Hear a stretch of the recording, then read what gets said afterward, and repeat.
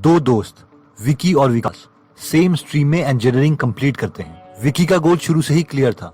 उसे अपने कॉलेज में आ रही सबसे बड़ी कंपनी में प्लेसमेंट चाहिए ताकि उसे अच्छा पैकेज मिले, और क्योंकि दोनों शार्प माइंड के थे इसलिए विकी को जॉब मिल भी जाती है।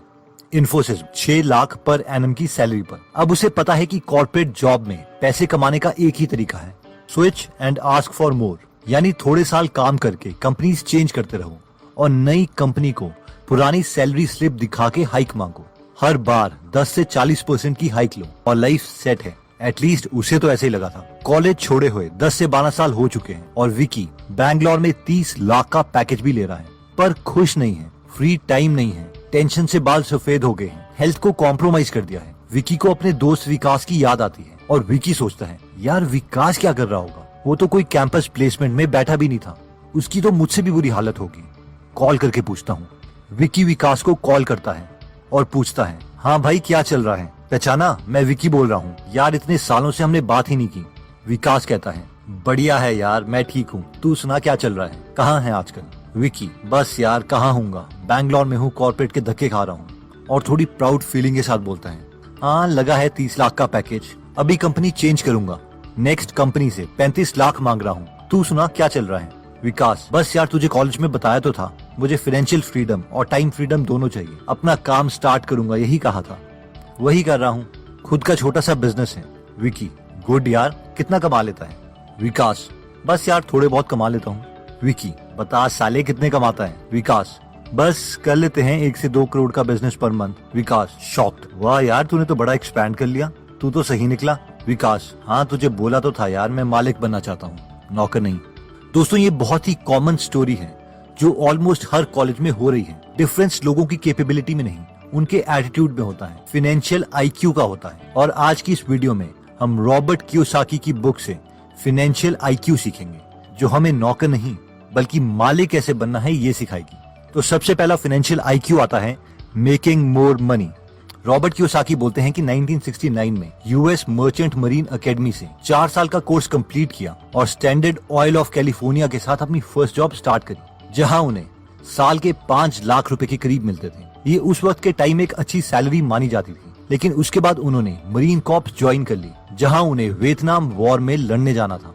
उस वक्त उनके सारे दोस्त वॉर में नहीं जाना चाहते थे, लेकिन उन्हें लगा कि उन्हें अपने देश के लिए कुछ करना चाहिए। लेकिन मरीन कॉर्प्स ज्वाइन करने के लिए उन्हें एक पे कट लेना पड़ा और एक मरीन कॉर्प को साल के सिर्फ 25,000 रुपए मिलते थे। 5 साल मरीन कॉर्प ज्वाइन करने के बाद वो दोबारा से सिविलियन बन गए और उनके सामने सबसे बड़ा चैलेंज फाइनेंशियल आईक्यू नंबर 1 बना, यानी मेकिंग मोर मनी, ज्यादा पैसे कमाने का चैलेंज। रॉबर्ट कहते हैं कि मैंने दोबारा से स्टैंडर्ड ऑयल कंपनी ज्वाइन करने के बजाय एक और पे कट लिया और ज़ेरॉक्स कंपनी ज्वाइन कर ली, जहां मुझे सिर्फ 720 रुपए पर मंथ मिलते थे। मेरी फैमिली को लगा कि वॉर के बाद मेरा दिमाग खराब हो गया है, इतनी कम सैलरी में मैं काम कैसे कर सकता हूँ।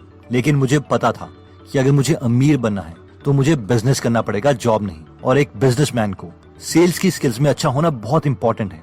रॉबर्ट बोलते हैं कि मुझे पता था कि मैं बहुत शर्मीला हूँ और सेल्स में मुझे अच्छा होना ही पड़ेगा, और इसीलिए ज़ेरॉक्स कंपनी में मैंने सेल्स की जॉब स्टार्ट कर ली थी। जब मैं अपने रीजन का बेस्ट सेल्समैन बन गया तो मैंने वो जॉब छोड़ दी और अपना बिजनेस बनाने में लग गया। सबसे पहले मैंने वॉलेट बनाने का बिजनेस स्टार्ट किया। मैंने अपनी सेल्स स्किल से काफी वॉलेट्स बेचे और काफी पैसे कमाए, लेकिन मेरे कॉम्पिटिटर्स ने मुझे कॉपी कर लिया और मेरे जैसे एग्जैक्ट वॉलेट्स वो सस्ते में बना के बेचने लग गए। मुझे पता चल गया था कि मुझे कुछ डिफरेंट करना है, इसलिए मैंने वॉलेट्स में रॉक स्टार्स के नाम लिखवाना शुरू कर दिया और उसे महंगे प्राइस में बेचना स्टार्ट किया एज अ प्रीमियम प्रोडक्ट। इसके लिए मैंने लाइसेंस भी लिया था। इसके बावजूद ये आइडिया फिर कॉपी हो गया और मेरा बिजनेस फिर लॉस में चला गया। मैंने इन लोगों के खिलाफ केसेस भी किए, लेकिन मैंने रियलाइज किया कि मैं ही लॉस में जा रहा हूँ और मेरा वकील जो मेरे लिए केस लड़ता है वो अमीर हो रहा है। वो कहावत है ना कि अगर तुम अपने दुश्मन को हरा नहीं सकते तो उन्हें ज्वाइन कर लो। मैंने भी वही किया। मैं उन लोगों के साथ मिल गया और उन्हें अपने वॉलेट बनाने को कहे, जिसकी वजह से मेरे वॉलेट के प्राइस और कम हो गए।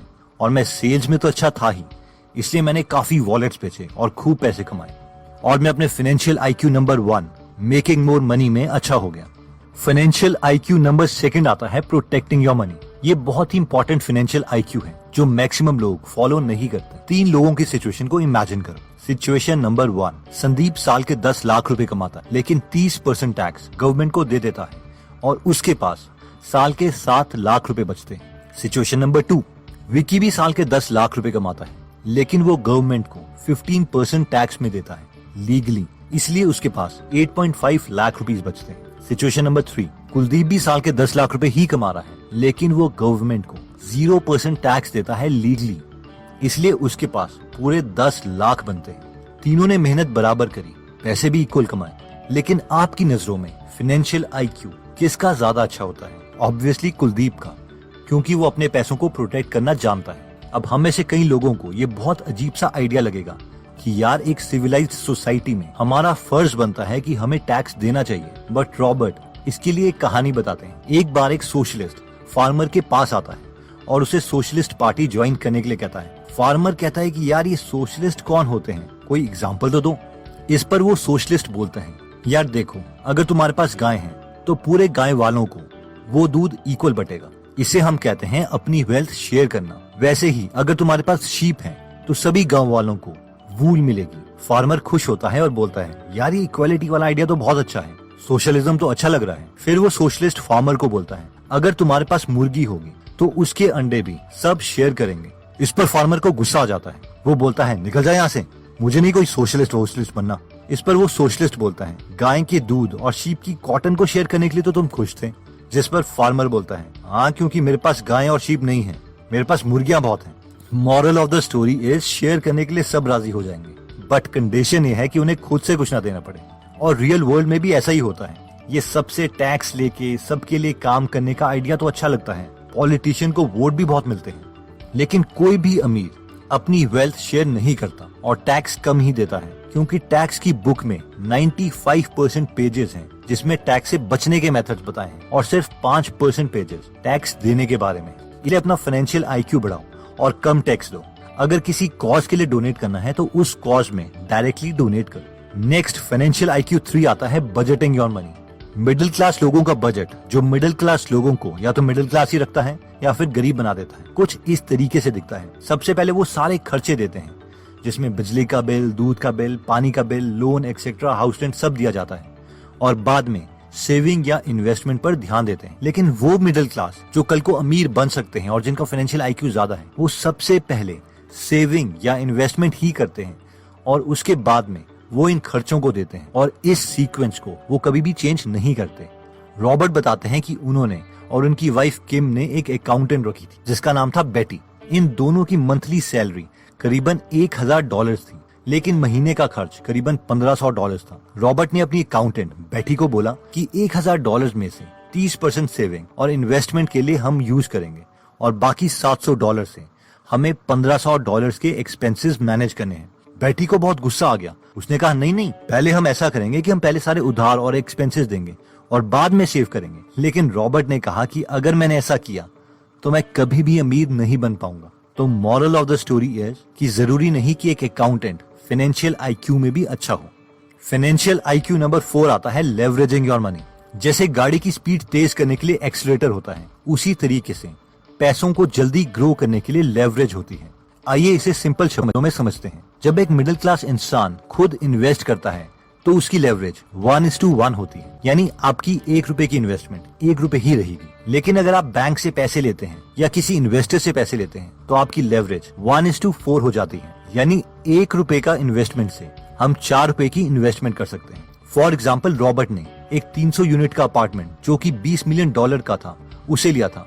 उसमें खुद के $4 मिलियन डाले और $16 मिलियन बैंक लोन लिया, यानी उन्होंने 4:16 दैट इज 1:4 की लेवरेज ली। अब जितनी भी उन्हें रेंटल इनकम आती है उसे वो लोन ही देते हैं। इसके बहुत फायदे हैं। 1, अगर वो खुद पूरे $20 मिलियन इन्वेस्ट करते तो शायद उन्हें पैसे इकट्ठा करने में 10 साल तक लग जाते।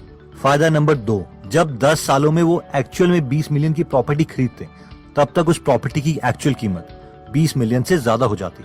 फायदा नंबर 3, अगर उनके पास एक्चुअल में $20 मिलियन थे तो वो $20 मिलियन के बजाय बैंक की मदद से $100 मिलियन की प्रॉपर्टी खरीद सकते थे, यानी अपनी इन्वेस्टमेंट को मल्टीप्लाई कर सकते थे। अब ऑब्वियसली ये लोन लेने की स्ट्रैटेजी और प्रॉपर्टी सिलेक्ट करने की स्ट्रैटेजी, इसके लिए भी उन्हें नॉलेज चाहिए, और इसीलिए फाइनेंशियल IQ नंबर 5 बहुत इंपॉर्टेंट है, जो कहता है improving your financial information. Robert बोलते हैं कि 2 साल पहले मैंने और मेरी वाइफ ने डिसाइड किया कि हम एक बेंटली कार खरीदेंगे।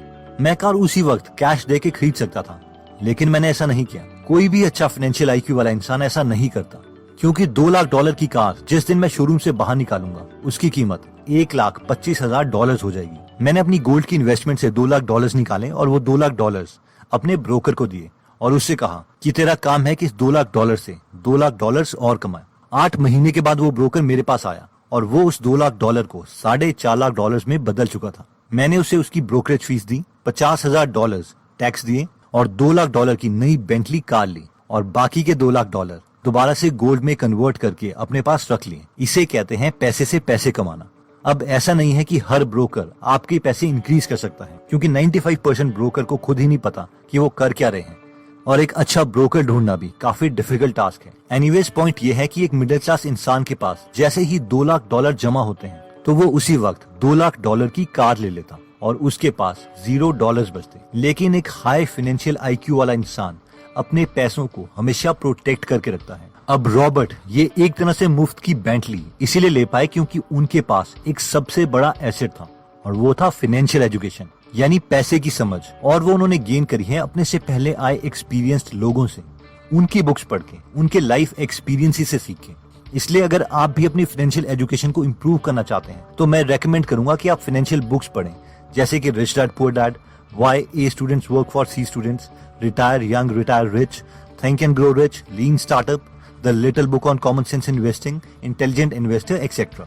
अगर आप इंग्लिश में कमजोर हैं या फिर आपके पास टाइम कम है तो आप हिंदी में फ्री में बुक समरीज सुन सकते हैं गीगल ऐप पर, जहां पर 130 से ज्यादा समरीज हिंदी में फ्री में अवेलेबल है। अगर आप गीगल ऐप में इंटरेस्टेड हैं तो इसका लिंक मैं डिस्क्रिप्शन में दे दूंगा। अगर आप हमारी वीडियोस मिस नहीं करना चाहते तो हमारा पेज लाइक करने के बाद 3 डॉट्स के बटन को प्रेस करके फॉलो के बटन को सिलेक्ट कीजिए और फाइनली सी फर्स्ट के ऑप्शन को सिलेक्ट कर लीजिए। इससे आपको हमारी हर पोस्ट मिलती रहेगी।